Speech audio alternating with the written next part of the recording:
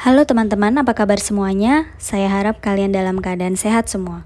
Pada video ini saya akan membacakan buku yang berjudul Seni Hidup Minimalis oleh Francine J, bagian ketiga, part 2. Selamat mendengarkan. Ruang pakaian. Sekarang waktunya menangani kondisi lemari pakaian kita. Bab ini cocok sekali bagi Anda yang punya banyak pakaian, tetapi merasa tidak ada yang bisa dikenakan. Bersama-sama kita akan lihat bahwa merapikan koleksi pakaian kita bisa membantu menghemat waktu, uang, ruang, dan stres, sekaligus memudahkan kita tetap tampil rapi dan menarik. Bahkan, memiliki lemari pakaian dengan hanya sedikit isi adalah salah satu hal paling menyenangkan dari hidup minimalis. Merapikan lemari pakaian tidak harus menjadi beban berat. Sebaliknya, kegiatan ini bisa jadi sangat menyenangkan. Bagi saya, kegiatan ini bahkan merupakan kegiatan berbenah favorit. Tugas ini jelas lebih mudah daripada harus merapikan satu ruangan. Pada bagian ini tidak ada perabotan yang perlu dipindahkan, pernak-pernik untuk dipilih, atau barang orang lain untuk dibereskan. Kalau boleh jujur, saya merasa kegiatan ini lebih seperti me time. Saya suka melakukannya sambil mendengarkan musik, menyiapkan minuman enak, dan menganggap diri saya sedang berada di pertunjukan mode dengan memilah dan memeriksa koleksi pakaian. Selama beberapa jam, menyingkirkan pakaian yang sudah tua dan merencanakan pakaian baru yang keren terasa sangat seru. Mendapatkan ruangan kosong tambah di akhir kegiatan ini adalah hadiah yang tak kalah menyenangkan. Untuk tahap mulai dari awal, keluarkan semua barang dari lemari dan laci. Letakkan di tempat tidur. Semua dalam hal ini berarti benar-benar semuanya. Cari sampai sudut lemari dan tarik keluar celana, kutbray, rok, mengembang, atau seragam dari pernikahan saudara. Sepatu boot, sandal, dan high heels yang tidak pernah dipakai pun harus dikeluarkan. Bongkar semua pakaian, kaos kaki, piyama, dan stocking. Lalu jajarkan tas-tas Anda untuk diperiksa satu persatu. Teruslah bekerja sampai tidak ada yang tersisa, kecuali laci dan rak kosong serta gantungan baju. Sebelum melanjutkan, mari berhenti sejenak dan merenung. Untuk menghadirkan koleksi pakaian berprinsip minimalis, kita harus tahu dulu pakaian seperti apa yang sesuai untuk kita. Luangkan waktu untuk menentukan gaya pribadi Anda. Apakah Anda penyuka gaya klasik, sporty, rapi seperti eksekutif, punk, bohemian, glamor, antik, romantis, atau modern? Warna seperti apa yang Anda sukai? Pastel, terang, atau mencolok? Pakaian seperti apa yang paling cocok untuk Anda? Pas badan atau longgar? Bahan tipe apa yang paling nyaman? Ingat jawaban semua pertanyaan ini sambil mengevaluasi pakaian Anda. Pakaian yang tidak cocok dengan gaya atau selera Anda pastilah lebih sering dibiarkan di lemari daripada dikenakan. Berikutnya, bayangkan terjadi kebakaran, banjir, atau bencana lain. Bencana ini merusak seluruh pakaian Anda dan Anda harus mengumpulkan pakaian lagi dari awal. Dana Anda terbatas, jadi Anda harus pandai-pandai memilih. Pilihlah barang yang paling penting yang akan memenuhi kebutuhan Anda selama sepekan. Kaos kaki, pakaian dalam, 1 atau 2 buah celana, beberapa blus, jaket, sepasang sepatu yang cocok untuk segala kesempatan, dan mungkin sebuah sweater, rok, dan sepasang stocking atau legging. Tentunya tidak berlaku jika Anda laki-laki. Barang-barang ini harus sesuai untuk hari-hari kerja dan akhir pekan, serta bisa membuat Anda tetap nyaman meskipun cuaca berubah-ubah. Anda juga harus pandai memadu pada dengan pakaian-pakaian pilihan ini dan menciptakan berbagai gaya hanya dengan beberapa potongan baju dan celana. Kegiatan ini akan memperlihatkan pakaian yang paling fungsional yang Anda miliki, sekaligus menjadi awal yang baik bagi isi lemari minimalis Anda. Rapikan. Setelah semuanya keluar dari tempat-tempat penyimpanan, kenakan pakaian itu satu persatu untuk mengetes apakah Anda masih bisa mengenakan semua pakaian itu. Terutama pakaian yang sudah sangat jarang dikeluarkan. Perhatikan penampilan Anda dalam setiap pakaian yang dicoba di depan cermin. Berputarlah jika perlu.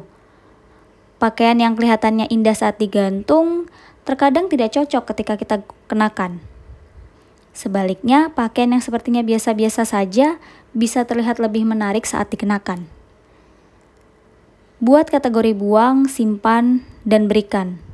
Dan siapkan diri untuk mengambil keputusan-keputusan penting. Gunakan kotak atau plastik sampah untuk pakaian yang ingin dikeluarkan, bukan untuk dibuang. Tapi, agar tidak terlihat lagi dan mengurangi godaan untuk menyelamatkan barang dari tumpukan ini. Jika tekad Anda mulai goyah, berhenti sebentar dan baca lagi bab 1. Kadang yang dibutuhkan hanyalah sedikit suntikan semangat. Di tumpukan buang, letakkan semua barang yang sudah rusak dan tidak bisa diperbaiki, termasuk karena ketidakmampuan atau kurangnya kemauan kita. Misalnya, sweater berlubang atau kemeja dengan noda membandel. Bila kita selama ini merasa tak sanggup mengeluarkan, mengenakan, dan tampil di muka umum dengan pakaian itu, berarti mereka sudah sepatutnya dikeluarkan. Pakaian bekas tidak selalu harus dibuang. Alangkah baiknya jika memang dapat didaur ulang atau diubah kegunaannya, Anda hanya boleh menyimpannya jika memang tahu fungsi khusus untuk mereka. Proses berbenah pasti jauh lebih mudah jika kita hanya perlu menghadapi tumpukan pakaian usang. Sayangnya, banyak pakaian yang sudah tak dapat lagi dikenakan meskipun kondisinya masih baik. Simpan pakaian ini di tumpukan berikan, yaitu semua pakaian yang membuat kita merasa tidak percaya diri, tidak nyaman, atau ketinggalan zaman. Dengan kata lain, semua pakaian yang masih baik tetapi tidak lagi baik untuk kita. Alih-alih membiarkan pakaian itu menua di lemari, berikan mereka kesempatan untuk berguna lagi. Jika merek pakaian masih ada, coba kembalikan. Sebagian besar toko masih mau menerima pakaian baru dalam jangka 39 hari setelah pembeliannya. Alternatif lain adalah menjual atau menyumbangkannya. Terapkan tahapan metode streamline untuk menentukan barang-barang yang bisa Anda simpan, dan tak lama kemudian Anda akan memiliki koleksi pakaian minimalis. Anda ingin melalui proses ini secara lebih perlahan. Ada teknik lain yang sangat mudah dilakukan. Siapkan pita atau benang berwarna hijau, kuning, dan merah. Setelah mencoba satu potongan pakaian, tandai gantungan dengan warna hijau, kuning, atau merah. Hijau untuk pakaian yang membuat Anda merasa luar biasa. Merah untuk pakaian yang membuat Anda terlihat ketinggalan zaman. Dan kuning jika Anda masih ragu. Setelah 6 bulan, simpan pakaian dengan tanda hijau dan kuning. Sementara pakaian dengan tanda merah harus dikeluarkan atau disumbangkan. Jika ada pakaian yang tak bertanda, artinya pakaian itu tidak Anda kenakan sama sekali dan sudah pasti tidak boleh dibiarkan tinggal di lemari. Alasan utama menyimpan pakaian adalah untuk mengenakannya. Prinsip yang mudah kan? Berarti sebagian besar pakaian kita boleh tetap tinggal. Tunggu dulu, menurut hukum Pareto atau aturan 80/20, kita hanya memakai 20% dari isi lemari selama 80% waktu. Wah, artinya sebagian besar pakaian kita justru tidak dipakai. Setidaknya tidak sesering yang kita pikirkan. Kalau begitu, kita bisa mengurangi sampai 1/5 isi lemari tanpa merasa kehilangan apapun. Pakaian yang ukurannya sesuai patut dipertahankan di lemari. Sebaliknya, jika pakaian itu tidak muat, kita tidak bisa mengenakannya. Lalu, kalau kita tidak bisa mengenakannya, untuk apa pakaian itu masih disimpan? Jangan menyimpan pakaian berdasarkan berat badan. Silakan hadiahi diri sendiri dengan sepotong pakaian baru setelah berhasil menurunkan berat badan. Ini merupakan cara yang efektif untuk menahan diri dari makanan manis dan lebih rajin berolahraga. Pakaian yang menampilkan sisi terbaik kita juga dapat tetap disimpan. Tentunya pakaian yang panjang lengannya akan membuat Anda lebih menawan dan rok yang panjangnya cocok untuk memperlihatkan tungkai Anda. Tentukan juga warna yang paling sesuai dengan kulit kita dan warna yang sebaliknya. Pakaian di lemari Anda harus dipilih berdasarkan diri Anda sendiri, bukan tren.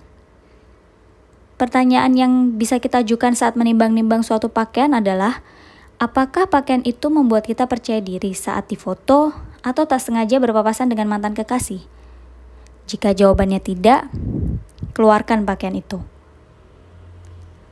Kriteria lain pakaian yang layak simpan adalah pakaian yang mencerminkan cara hidup kita. Buat daftar kegiatan yang memerlukan tampilan tertentu. Kerja, berkumpul, berkebun, rekreasi, atau olahraga. Dan evaluasi pakaian Anda sesuai dengan kegiatan ini. Lawan godaan untuk mempertahankan pakaian sesuai khayalan. Kita tak akan berubah menjadi sosialita hanya karena memiliki lemari yang penuh dengan gaun malam. Khususkan ruang Anda untuk pakaian yang benar-benar Anda kenakan. Sesuaikan isi lemari dengan perubahan dalam hidup Anda. Keluarkan jas resmi jika sekarang Anda bekerja di rumah, atau jaket kulit domba jika Anda pindah ke tempat dengan cuaca lebih hangat. Jangan menyimpan sesuatu hanya karena harganya mahal. Memang berat rasanya mengeluarkan sweater berbahan kasmir atau sepatu mahal, meskipun sebetulnya tak pernah digunakan.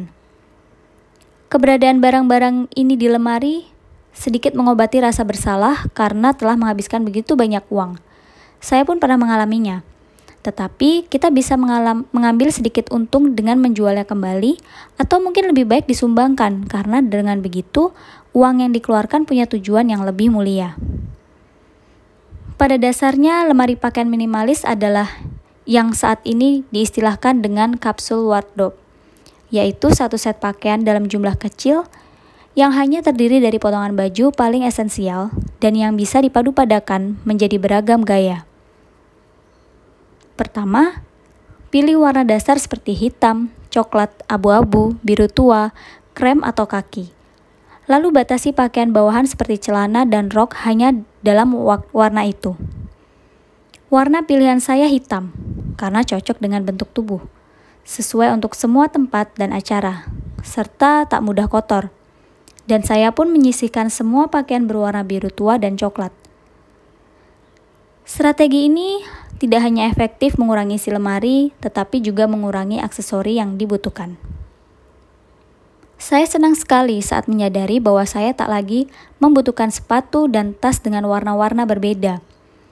Tas hitam atau sepasang sepatu hitam sudah cocok dengan pakaian apapun yang saya miliki, dan artinya tak perlu lagi membeli macam-macam tas dan sepatu. Tak perlu cemas. Strategi ini bukan berarti Anda hanya boleh mengenakan pakaian dengan warna monokrom. Langkah berikutnya adalah memilih warna aksen. Pilih beberapa warna yang cocok untuk Anda dan untuk dipadu-padakan dengan pilihan warna dasar Anda. Pilihan saya adalah merah anggur, plum, turquoise, dan teal.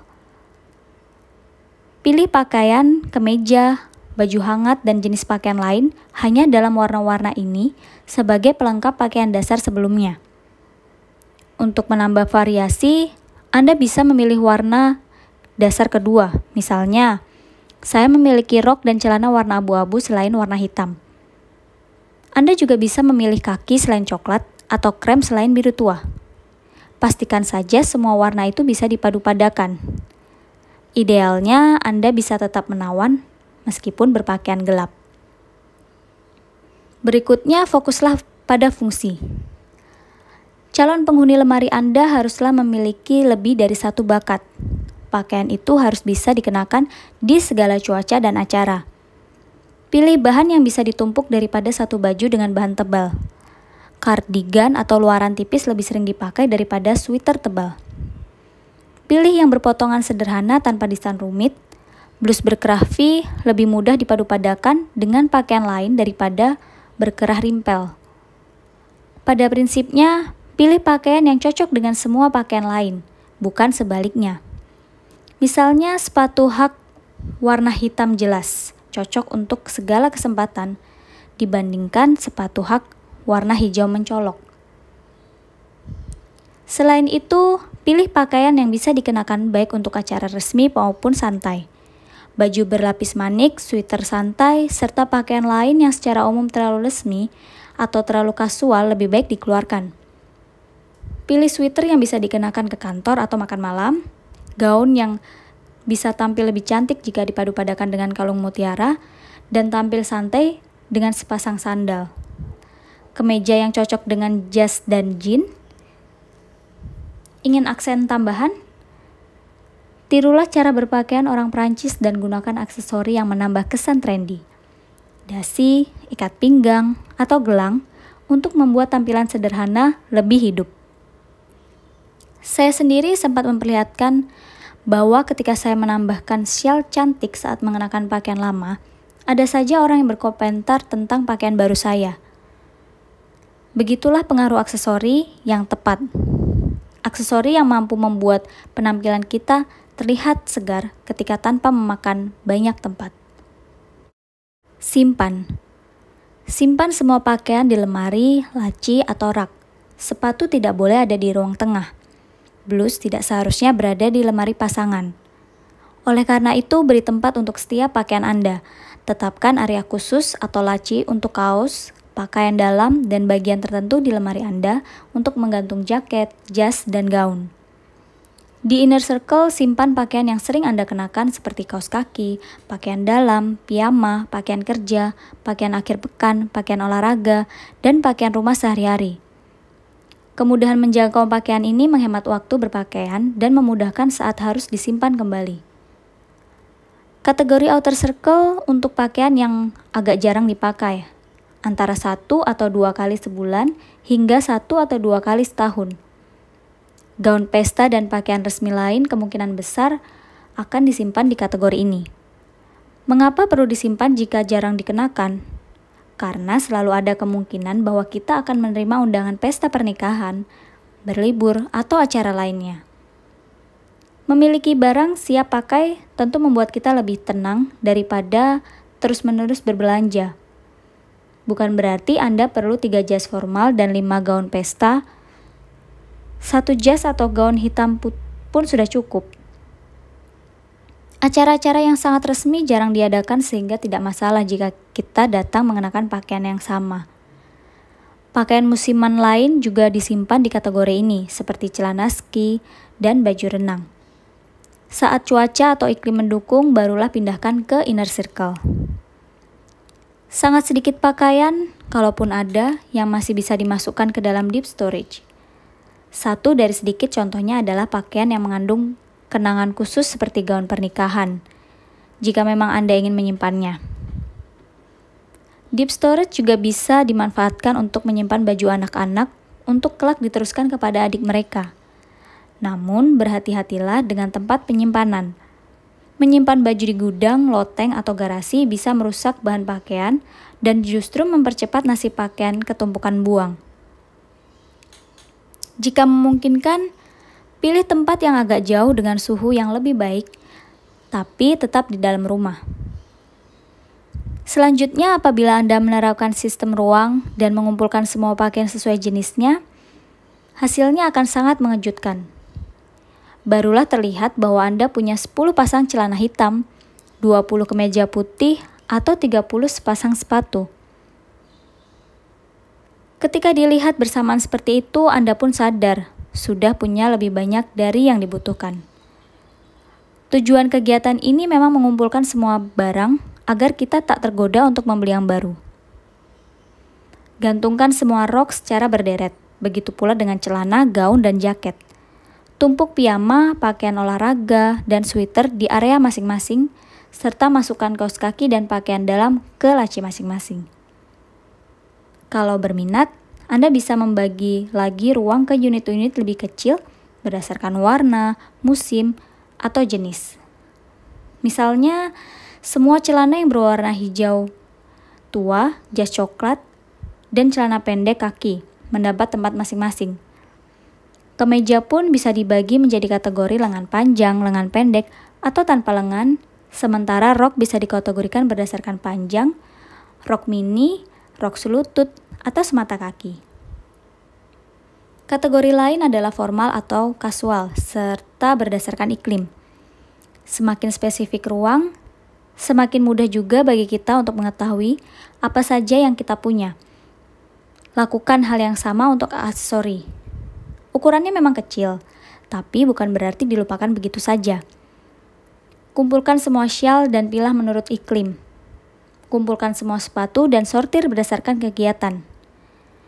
Berapa banyak sepatu kets yang Anda punya? Kumpulkan perhiasan dan dikategorikan berdasarkan jenisnya, anting, kalung, bros, cincin, dan gelang. Untuk tas, kumpulkan lalu kategorikan menurut warna, musim, dan fungsi.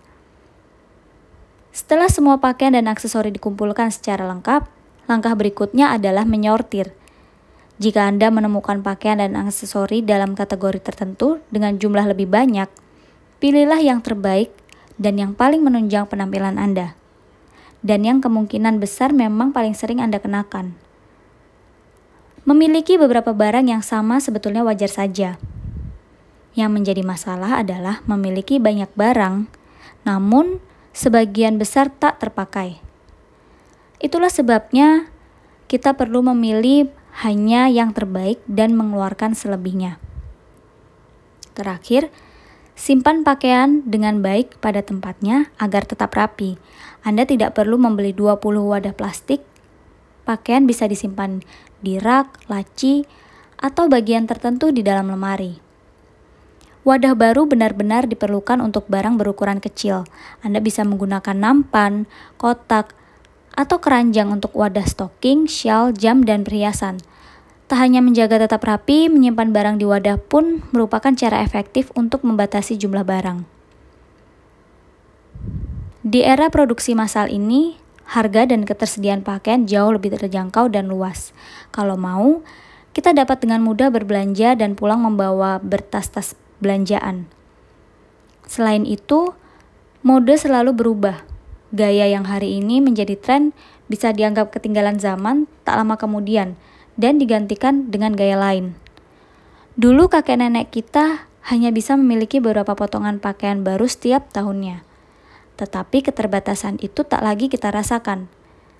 Tak heran isi lemari pakaian kita bisa meluber. Oleh karena itu, batas memiliki peran yang sangat penting untuk koleksi pakaian minimalis. Dengan adanya batas, jumlah pakaian dan aksesori tetap terjaga pada tingkat yang wajar. Secara umum, jumlah pakaian dan aksesori dibatasi oleh besarnya lemari atau tempat penyimpanan kita. Jagalah agar isi lemari tidak menyebar keluar hingga ke kamar. Mau cara yang lebih efektif? Cobalah tidak membuat lemari penuh sesak dengan barang. Keluarkan beberapa potong pakaian atau aksesori untuk memastikan masih ada ruang di dalam. Memaksa mengeluarkan atau menyimpan barang tidak baik untuk kondisi pakaian dan stres Anda. Jadi, pertanyaan mengenai batas dapat diubah menjadi batasi pakaian Anda agar jumlahnya tidak melebihi kapasitas penyimpanan.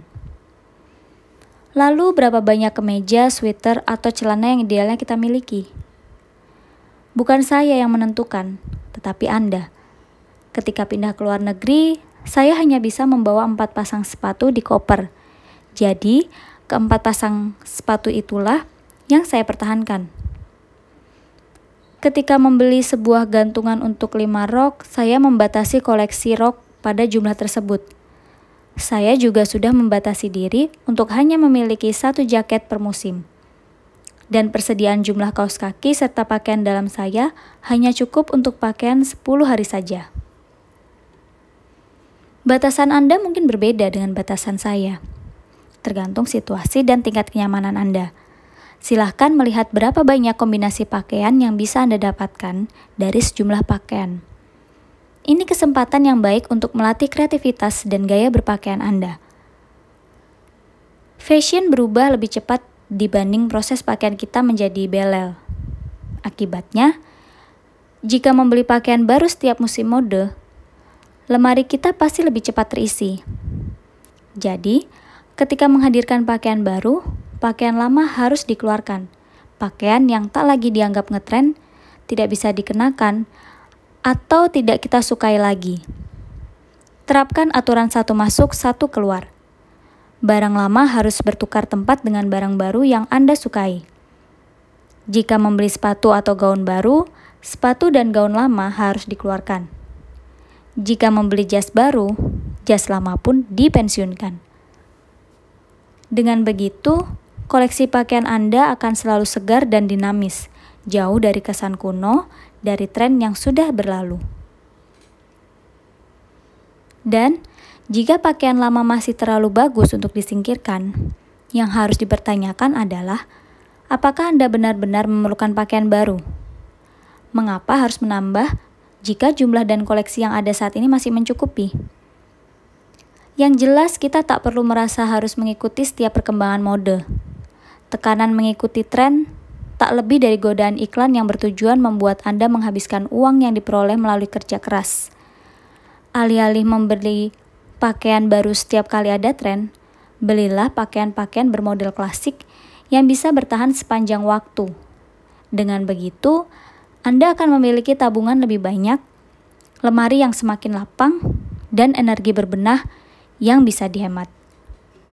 Rawat.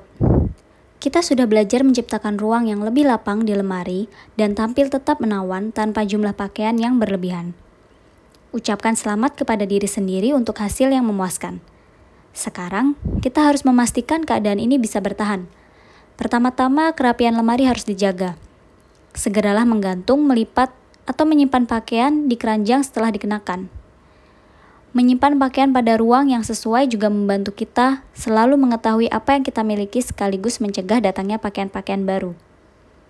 Gunakan wadah penyimpanan vertikal seperti rak sepatu, gantungan, atau rak gantung untuk menjaga dasar lemari tetap kosong. Tak hanya mempertahankan kerapian, pakaian pun jadi tak mudah kusut dan kualitasnya akan terjaga. Tidak ada yang mau menghadiri wawancara kerja atau acara kencan mengenakan blus atau blazer yang diambil dari dasar lemari. Kedua, rawat kondisi pakaian. Pakaian harus bebas dari noda atau benang yang lepas. Gunakan akal untuk menghindari kerusakan. Jangan mengenakan sepatu bahan suede saat hujan atau celana putih saat menghadiri pertandingan sepak bola anak. Pencegahan pun perlu. Apabila ada lubang kecil, segera perbaiki sebelum melebar dan noda harus langsung dibersihkan sebelum membandel. Dengan rutin merawat pakaian, kita pun tak selalu membutuhkan pakaian tambahan. Ketiga, jauhi godaan toko. Jangan berbelanja hanya karena iseng, untuk menghibur diri, atau karena bosan. Karena hal-hal inilah yang menimbulkan masalah. Kita pasti pernah mengalami situasi seperti ini. Ketika berjalan-jalan di toko, ada gaun yang menarik perhatian kita. Selang 45 menit kemudian, kita keluar dari toko membawa gaun itu beserta sepatu, tas tangan, kardigan, anting, dan beberapa pakaian atau aksesori lain yang kita pilih sambil berjalan. Hindari godaan ini dan jangan masuki toko atau melihat baju di situs web, kecuali memang ada yang dibutuhkan. Buat inventarisasi pakaian dan bawalah daftar itu setiap kali pergi berbelanja. Jika Anda sudah tahu memiliki 23 potong pakaian, kecil kemungkinan angka itu akan bertambah. Terakhir, rapikan isi lemari setiap pergantian musim. Musim gugur dan musim semi adalah waktu-waktu yang sesuai untuk mengevaluasi isi koleksi busana Anda. Sambil mengeluarkan jaket dan sweater, guna mempersiapkan diri menghadapi musim dingin, luangkan waktu untuk memilahnya. Selera, bentuk tubuh, dan mode berubah. Jaket yang tahun lalu terlihat keren mungkin kini terlihat tua, lusuh, atau tak lagi menarik. Jeans skinny yang dulu dibeli mungkin sekarang sudah menjadi terlalu skinny. Keluarkan semua pakaian yang tidak akan dipakai lagi dan awali musim baru dengan ruang tambahan di lemari Anda. Ruang kerja. Bab ini membawa kita ke bagian yang serius, membereskan area kerja. Kita akan menyelamatkan meja kerja dari tumpukan kertas yang menggunung dan menciptakan sistem untuk mencegah tumpukan selamanya. Kedengarannya mungkin mustahil, tapi bisa dilakukan selangkah demi langkah. Saya jamin membereskan ruang dan meja kerja lebih menyenangkan daripada melunasi tagihan atau membayar pajak. Selain itu, ada hadiah manis menunggu kita di akhir proses, yaitu ruangan baru yang bersih, luas, dan membuat kita sejuta kali lebih produktif. Bayangkan Anda duduk di depan meja dan sibuk mengerjakan sesuatu yang penting. Anda bekerja dengan lancar, sampai akhirnya membutuhkan rujukan dari dokumen tertentu. Waduh, Anda melihat ke sekitar meja, lalu melihat kertas bertumpuk dan berserakan. Bertekad menemukan yang dicari, Anda pun mulai membongkar meja sambil berharap dokumen yang diperlukan akan muncul dengan sendirinya. Sayangnya, Anda tidak beruntung.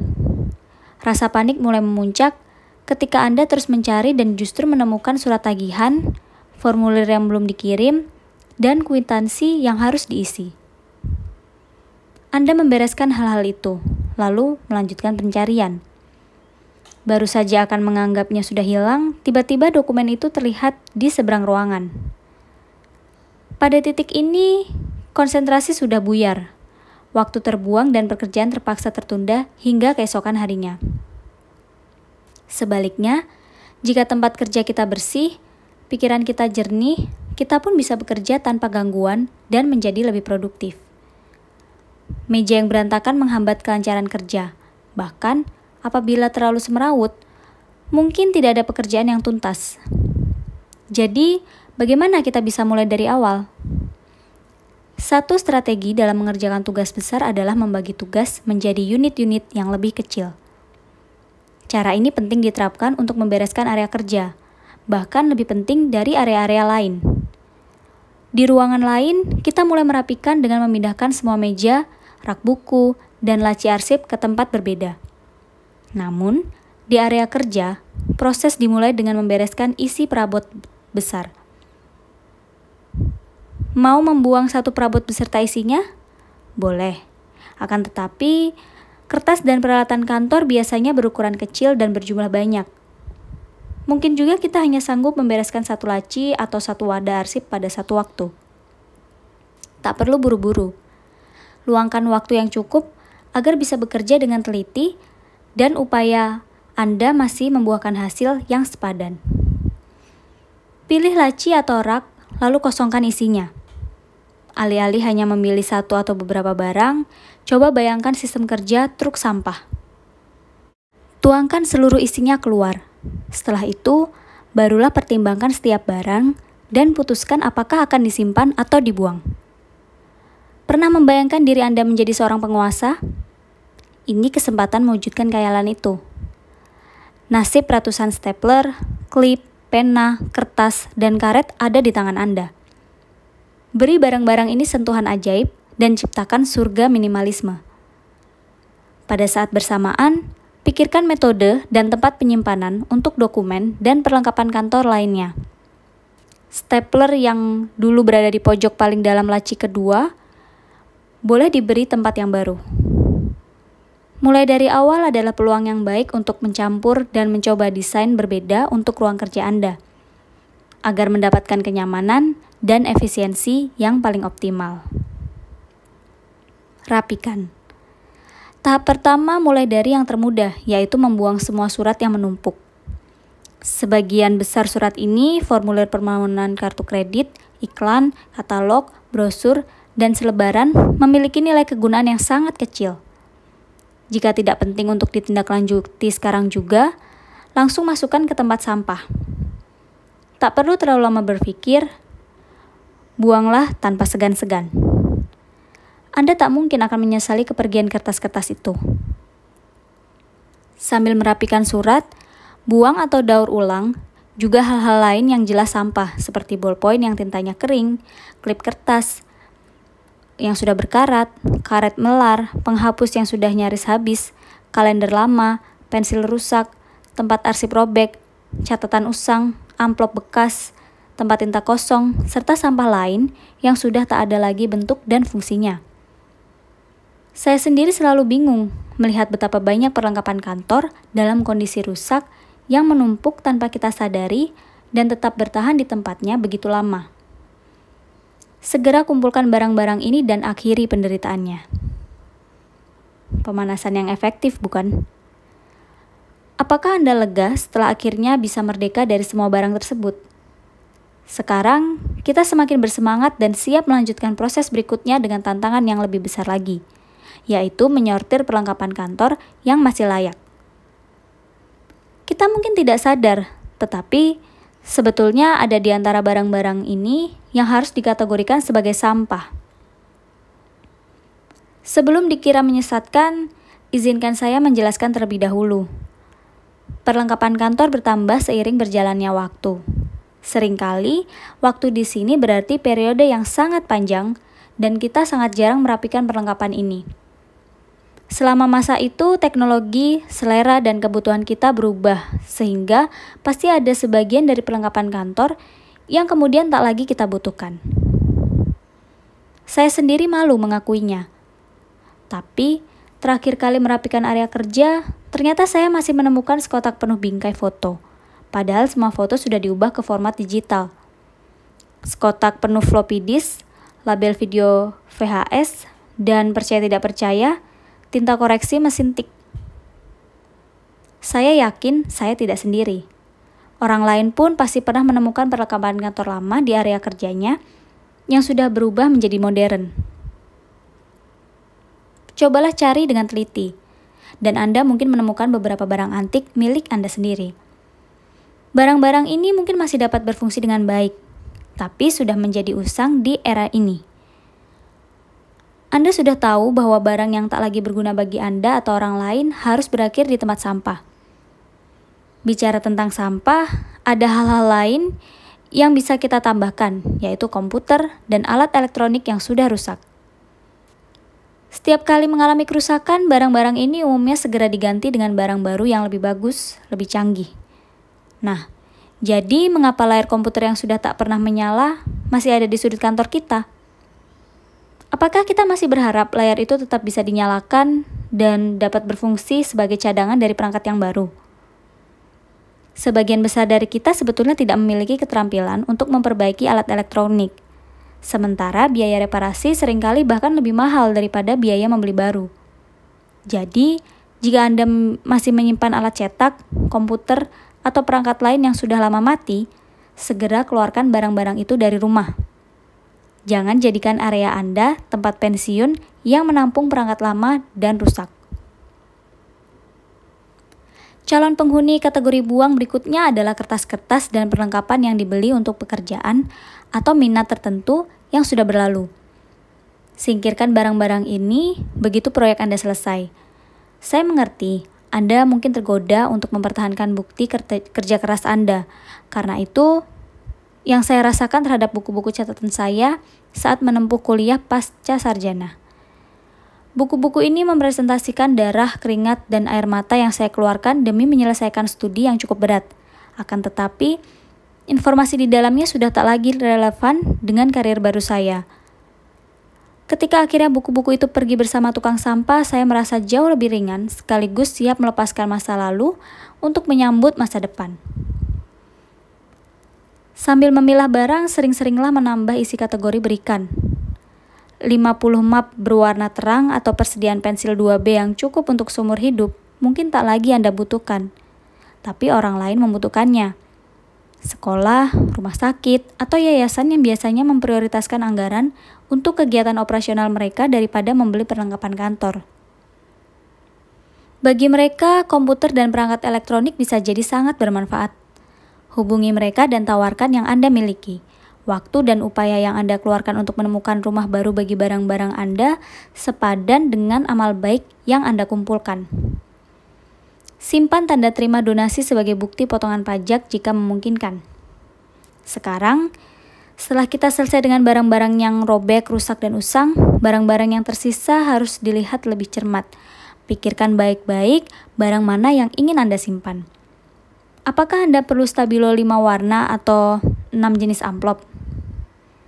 Bila Anda memiliki jam dinding, komputer, dan ponsel untuk mengetahui waktu dan tanggal, apakah jam dan kalender meja masih penting? Apakah pemberat kertas di hadapan Anda sedang menahan sesuatu atau tak lebih dari pajangan? Jika dibiarkan, barang-barang yang kelihatannya kecil dan tidak terlalu signifikan bisa memakan ruang yang tak sedikit. Untuk memiliki kantor yang benar-benar minimalis, kurangi perlengkapan Anda sampai hanya barang yang benar-benar diperlukan. Apabila Anda hanya menggunakan 10 amplop setahun, tidak perlu menyimpan 500 sebagai persediaan. Kalau Anda jarang membutuhkan karet gelang, keluarkan simpanan Anda di laci.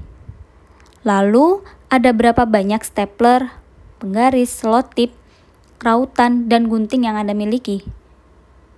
Jika jawabannya lebih dari 1, berarti Anda punya terlalu banyak. Benda seperti stapler tak perlu terlalu dipikirkan. Stapler jarang terjatuh, kalaupun ya bisa segera diganti dengan mudah dan murah. Untuk barang-barang seperti ini, Anda tak perlu memberikan ruang khusus untuk menyimpan persediaannya.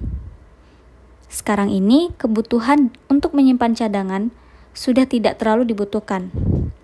Hampir semua hal yang kita butuhkan pasti bisa ditemukan di toko-toko dekat rumah atau internet. Banyaknya ketersediaan ini seolah memberi kita selemari penuh alat kantor yang bisa diakses kapanpun. Tentukan di titik mana Anda merasa nyaman. Apabila Anda merasa tidak bisa bekerja tanpa menyimpan cadangan kertas atau tinta mesin cetak dalam jumlah besar, silahkan. Tetapi, jika ruang kantor Anda kecil atau ruang penyimpanan terbatas, seharusnya Anda bisa bekerja dengan jumlah perlengkapan yang lebih sedikit. Setidaknya, coba saja dahulu.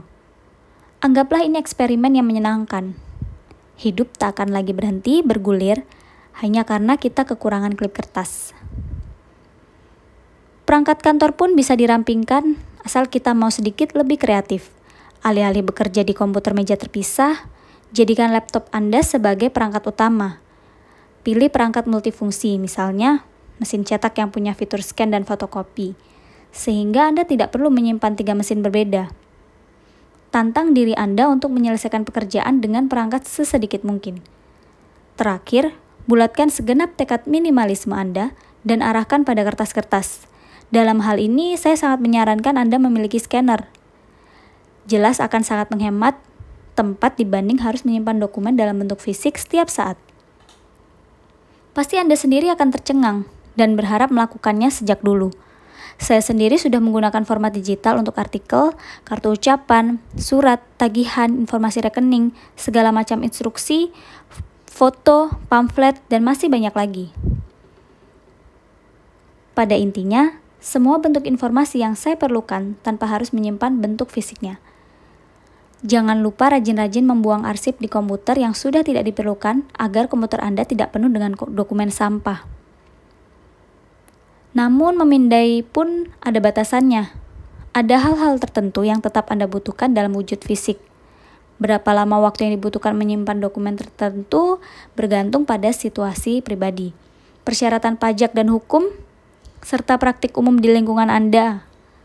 Untuk memastikan tak ada kesalahan, berkonsultasilah dengan orang yang tahu tentang hal ini atau internet untuk mendapatkan informasi terkini.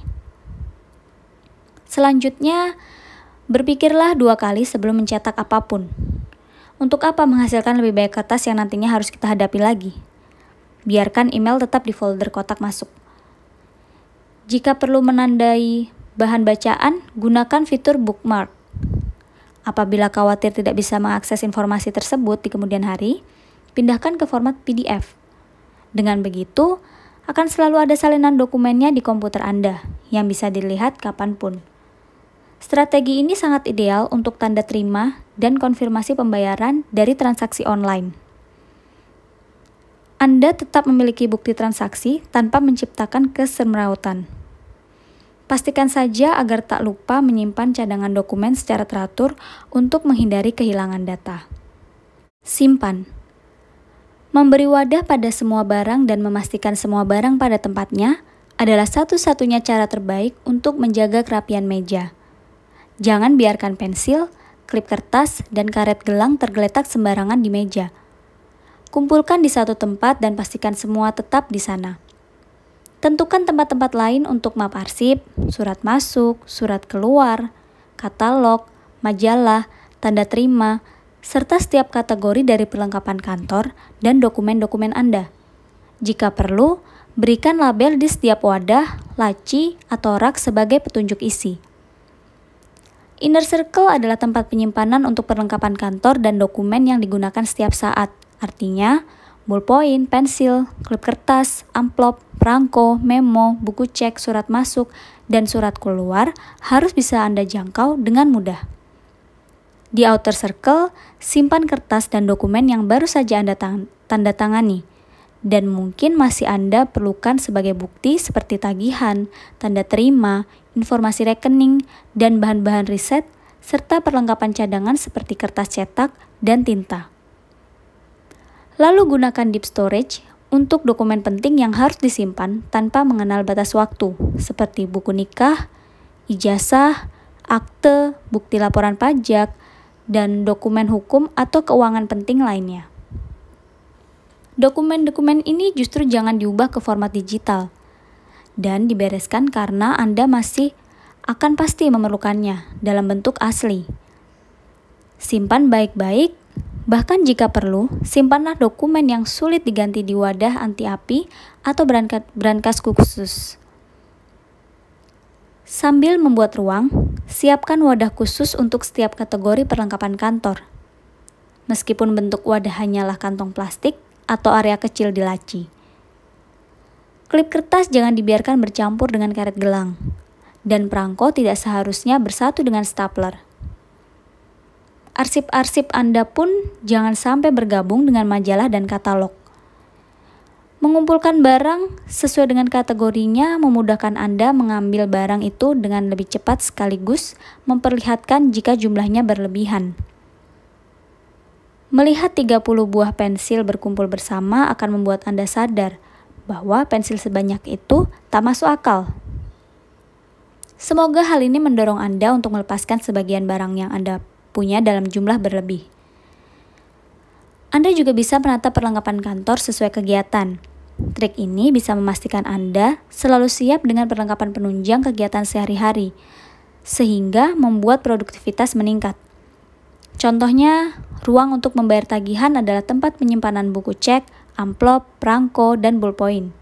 Ruang lapor pajak menjadi tempat tanda terima dan dokumentasi lain yang dibutuhkan selama setahun.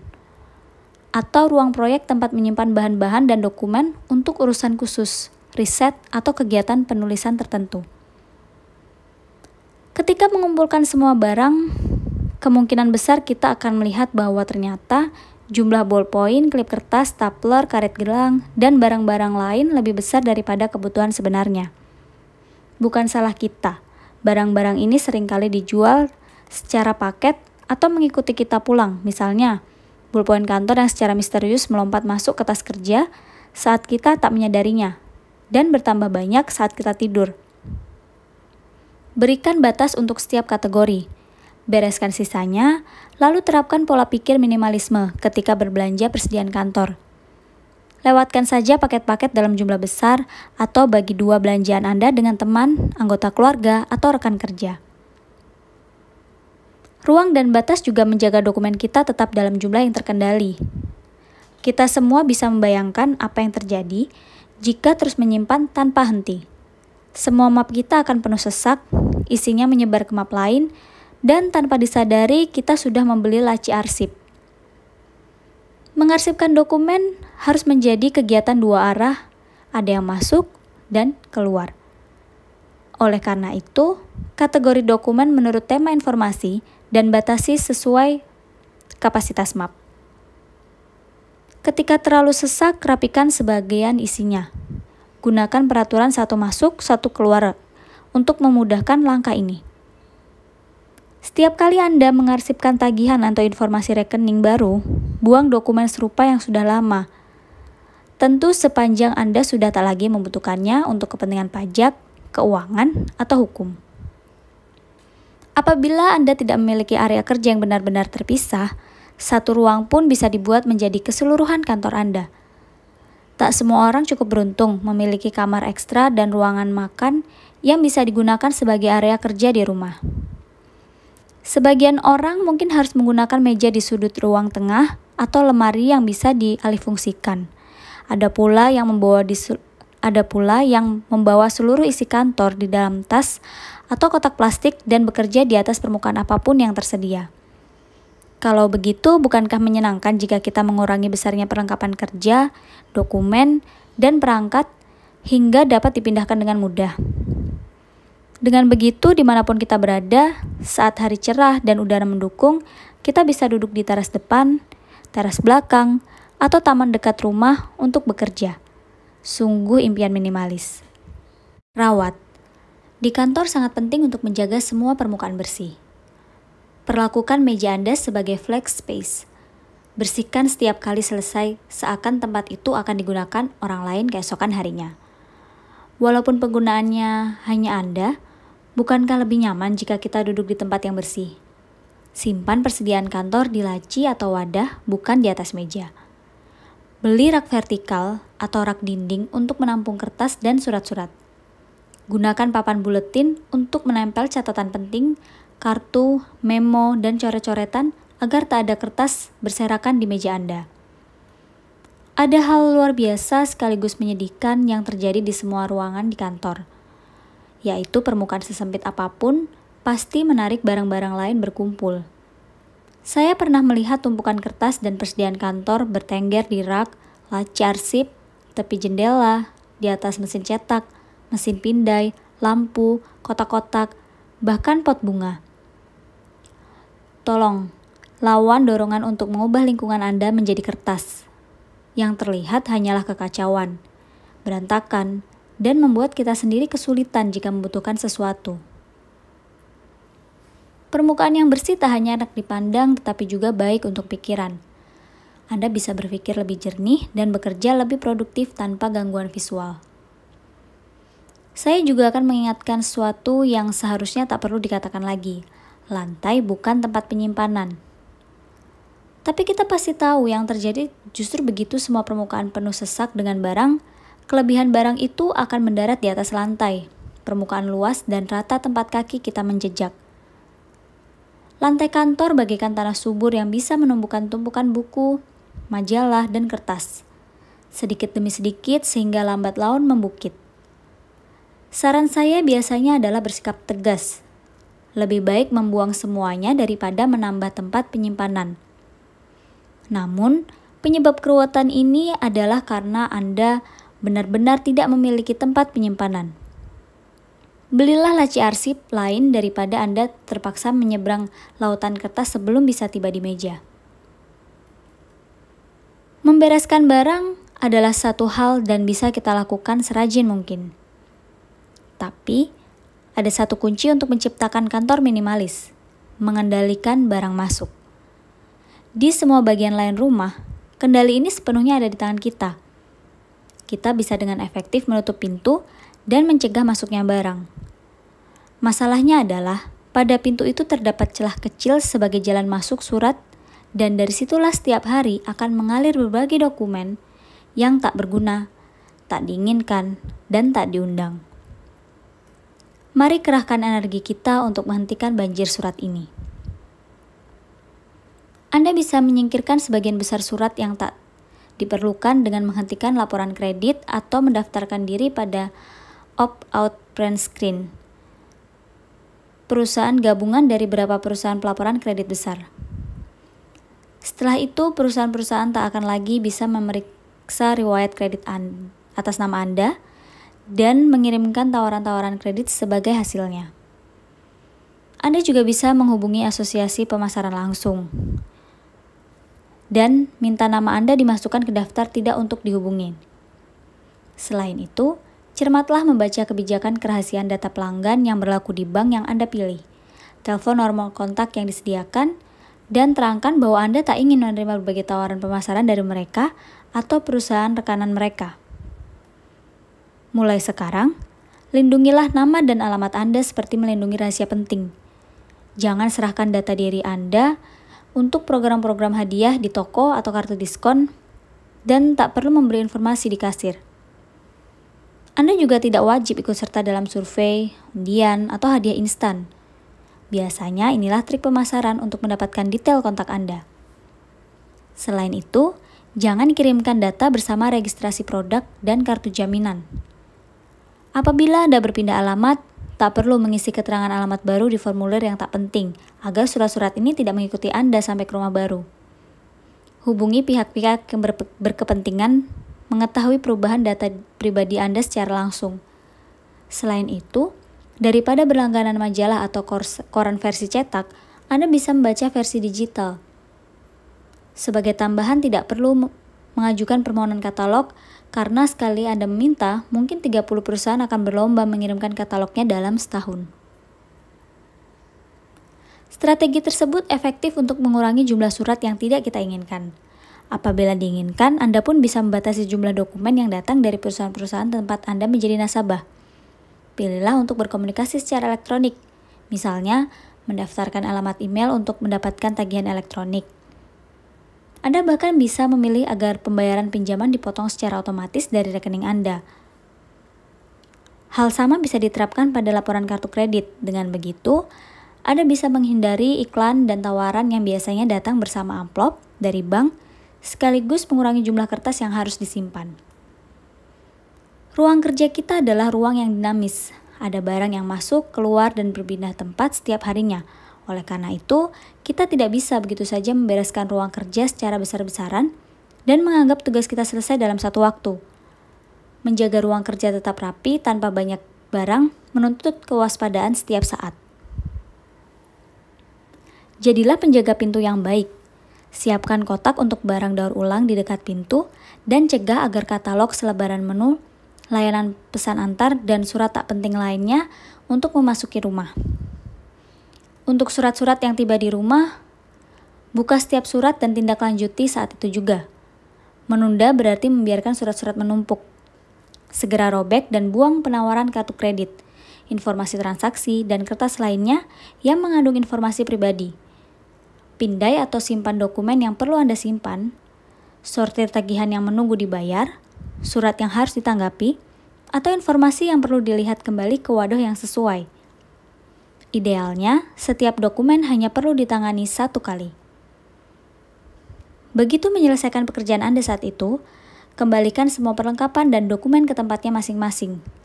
Atau, buat ruang kerja untuk menyimpan semua perlengkapan dan dokumen yang berkaitan dengan proyek tertentu di satu tempat, jika Anda merasa cara itu lebih efisien. Siapkan wadah agar kertas dan alat tulis tidak bertebaran di meja. Dengan begitu, Anda akan selalu siap melanjutkan pekerjaan tanpa harus repot mencari dan mengumpulkan lagi bahan-bahan yang dibutuhkan, sekaligus tak perlu merapikan meja setiap kali Anda akan mulai kerja. Jangan lupa melihat apakah ada barang-barang yang tidak seharusnya berada di meja kerja Anda. Kembalikan lembar tugas sekolah anak, buku milik pasangan, atau bahkan mainan hewan peliharaan kepemilikannya masing-masing sebelum barang-barang itu terlanjur berkumpul.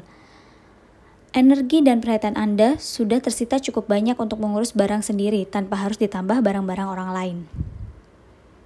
Untuk menjaga kerapihan dan kebersihan meja, lakukan perawatan setiap hari secara teratur. Namun, kertas-kertas dan dokumen harus dibersihkan setiap beberapa waktu sekali. Meskipun kita disiplin melaksanakan aturan satu masuk satu keluar, jumlah yang masuk biasanya tetap lebih banyak daripada yang keluar. Tetapkan jadwal untuk memindai dokumen Anda, sebulan sekali atau 3 bulan sekali, lalu keluarkan, robek, atau daur ulang dokumen yang tidak lagi dibutuhkan. Selain itu, adakan pembersihan besar-besaran setiap tahun. Bersihkan tempat Anda dari barang-barang lama untuk memberi ruang bagi barang-barang baru. Saya sendiri selalu memilih jadwal awal Januari untuk menciptakan awal yang baru untuk 1 tahun ke depan. Demikianlah bagian ketiga part 2 dari buku Seni Hidup Minimalis oleh Francine J. Untuk mendukung penulis, jangan lupa untuk membeli buku fisiknya juga ya. Terima kasih sudah mendengarkan, semoga video ini bermanfaat. Terima kasih.